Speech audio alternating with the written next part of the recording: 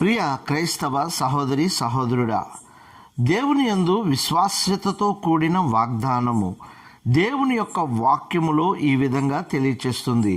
అపోస్తలుడైన పౌలు తన ప్రియ శిష్యుడైన తిమోతికి తెలియచేస్తున్న మాట: ప్రభువు ప్రతి దుష్కార్యము నుండి నన్ను తప్పించి తన పరలోక రాజ్యముకు చేరునట్లు నన్ను రక్షించును.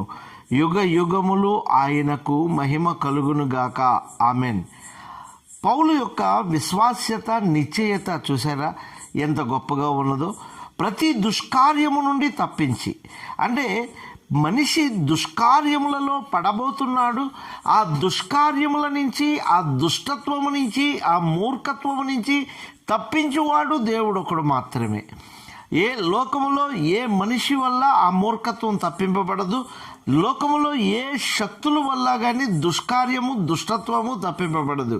పరిశుద్ధత కలిగిన దేవుని యందు భయభక్తులు మాత్రమే మన యొక్క ప్రతి దుష్కార్యము నుంచి విడిపించి దేవుని రాజ్యానికి చేరుస్తుంది.